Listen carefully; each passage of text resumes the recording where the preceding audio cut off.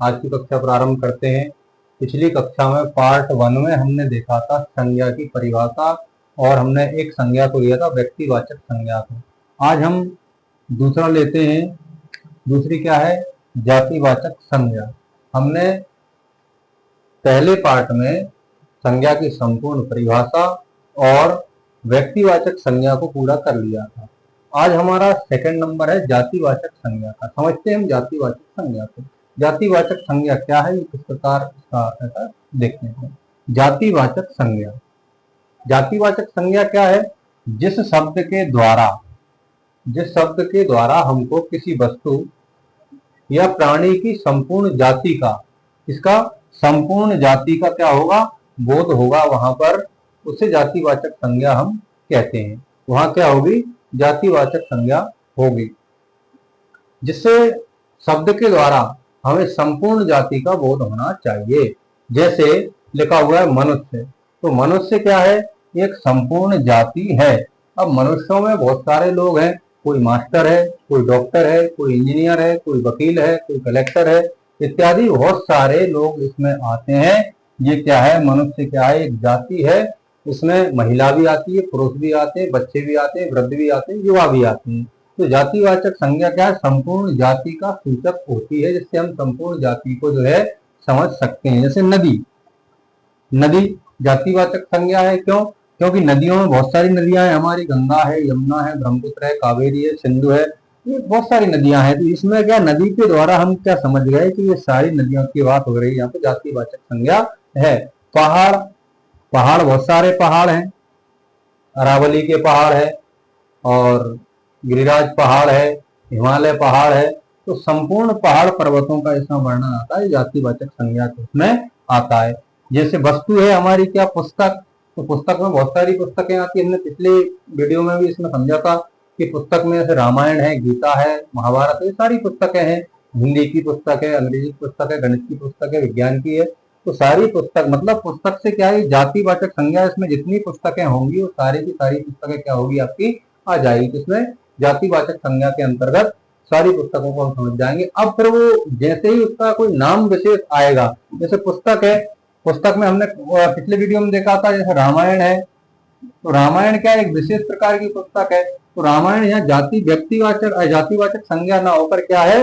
व्यक्तिवाचक संज्ञा हो जाएगी। जब पृथक किसी नाम का उल्लेख होगा, किसी को अगर एक ही नाम से जाना जाएगा, तो वह क्या होगा? व्यक्तिवाचक संज्ञा ना हो, जातिवाचक संज्ञा ना होकर के व्यक्तिवाचक संज्ञा हो जाएगी। ठीक है। आम फल है। आम क्या है? फल है। तो इसमें बहुत सारे आम आते हैं। ये क्या है? संपूर्ण आमों का सूचक है।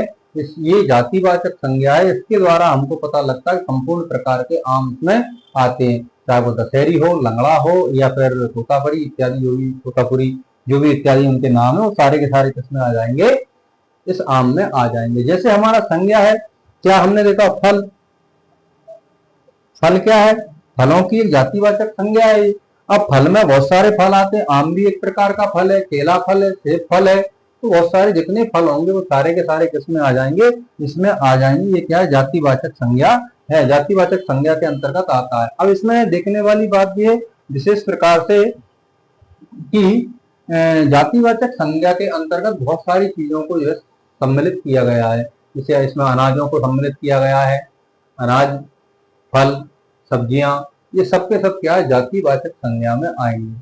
अब फलों की बहुत सारी वैरायटी है, अनाज की बहुत सारी वैरायटी है, समझ रहे हैं ना? इसी प्रकार मनुष्यों की अलग अलग श्रेणी है। कोई डॉक्टर है, कोई मास्टर है, कोई वकील है। तो इसमें ये सब क्या किसमें आ जाएंगे? जातिवाचक संज्ञा में आएंगे। ठीक है।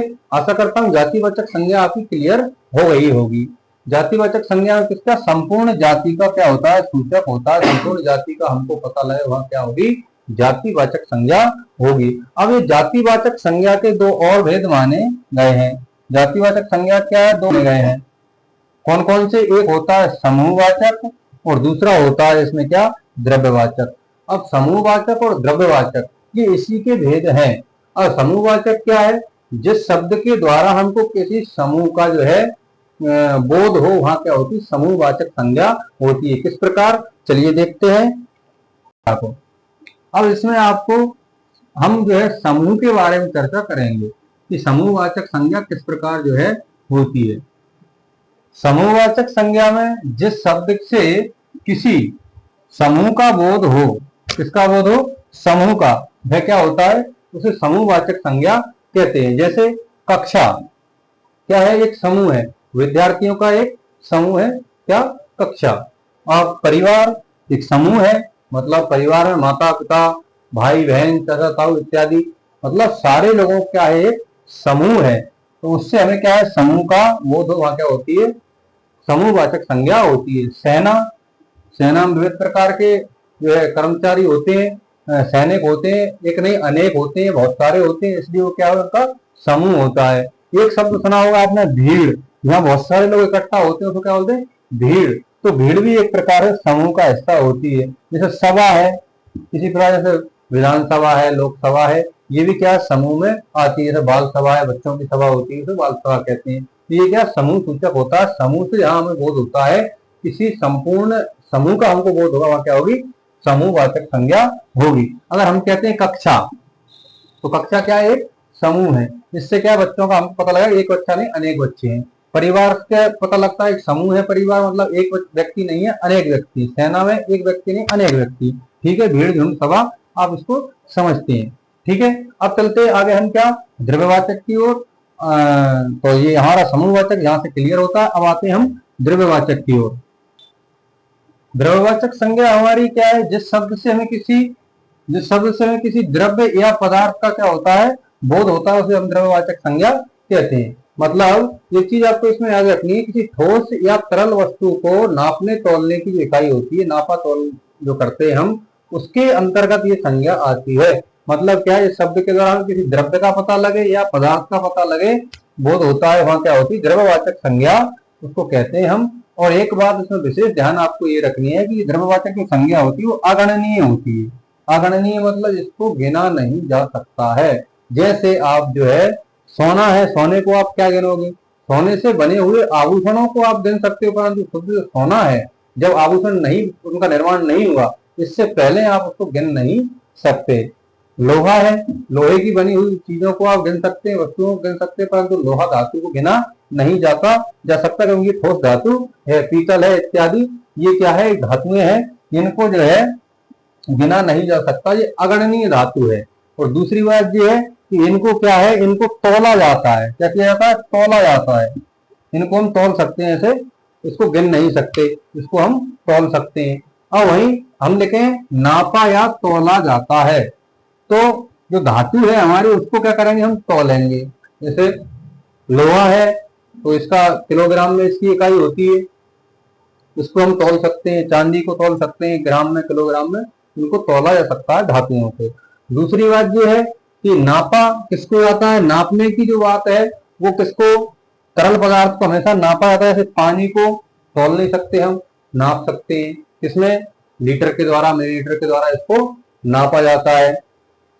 दूध को लीटर के द्वारा नापा जाता है, तेल को लीटर के द्वारा नापा जाएगा। ना तो इसको गिना जा सकता है और ना इसको तोला जा सकता है। ठीक है, आशा करता हूं कि आपकी द्रव्यवाचक संज्ञा समझ में आई होगी। एक बार पुनः आप देखिए, द्रव्यवाचक संज्ञा क्या है, जहां जिस शब्द के द्वारा हमें किसी द्रव्य या पदार्थ का बोध होता है, वहां द्रव्यवाचक संज्ञा होती है।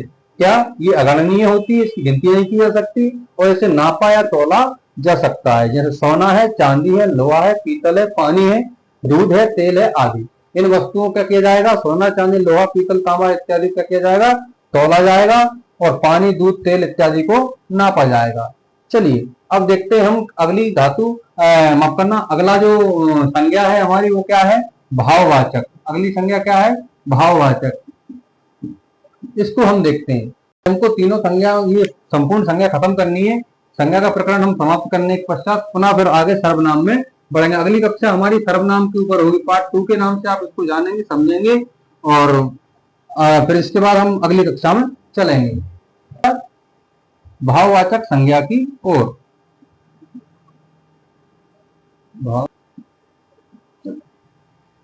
देखते हैं भाववाचक संज्ञा को, क्या लिखा है, भाववाचक संज्ञा।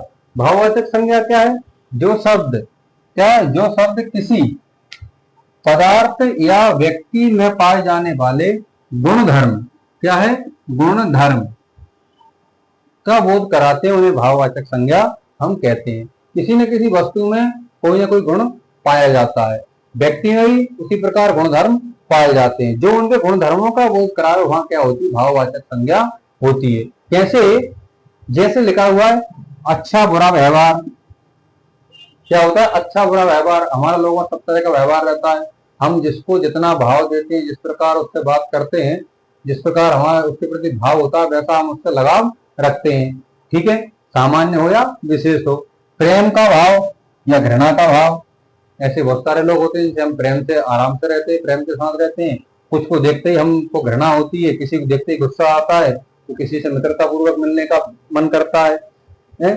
तो ये क्या है? ये भाव के ऊपर निर्भर करता है। इसमें क्या है? भाव की प्रधानता है। कौन सी संज्ञा में? भाववाचक संज्ञा में क्या है? भाव की प्रधानता है, इसलिए इसका नाम रखा गया भाववाचक संज्ञा। जैसे कोई वस्तु होती है उसमें भी क्या होता है? गुणधर्म होता है उसका। जैसे आपने क्या लिया, मान के चलिए छाछ ले लिया आपने, क्या छाछ, तो छाछ का स्वभाव कैसा है? खट्टा होता है। नींबू है, नींबू का स्वभाव होता है क्या? खट्टा। तो गन्ना लिया आपने, मीठा है, तो उसका गुणधर्म क्या है? गन्ने का गुणधर्म क्या है? मिठास है, खटास है, शत्रु भाव है इत्यादि। इसमें आता है भाववाचक संज्ञा में आता है, जिसके द्वारा हम जो भाव प्रदर्शित होता है, जिस भाव में हम उसके साथ रहते हैं, वह भाववाचक संज्ञा होती है। आशा करता हूं आपके भाववाचक संज्ञा समझ में आई होगी। एक बार पुनः देख लीजिए आप, जिस शब्दांश में, जिस किसी शब्द से पदार्थ या व्यक्ति में पाए जाने वाले गुणधर्म का बोध हो, वहां क्या होता है? भाववाचक संज्ञा होती है। जैसे अच्छा बुरा, प्रेम या घृणा, मिठास, खटास या शत्रुभाव इत्यादि क्या है? भाववाचक संज्ञा में आते हैं। तो आशा करता हूं ये संज्ञा प्रकरण हमारा समाप्त हो गया। संज्ञा आपके समझ में आई होगी। अगले वीडियो में हम सर्वनाम की ओर आगे चलेंगे, सर्वनाम को समझेंगे। तब तक के लिए आप बने रहिए मेरे साथ। और वीडियो अच्छा लगा आपको, चैनल को आप सब्सक्राइब करें, वीडियो को लाइक करें, शेयर करें, कमेंट करें, और ज्यादा से ज्यादा लोगों तक पहुंचाएं, ताकि हमारी व्याकरण, संपूर्ण जो व्याकरण है वो आसान हो सके। और आप हमारे चैनल से जुड़िए और इस सब का लाभ लीजिए। धन्यवाद।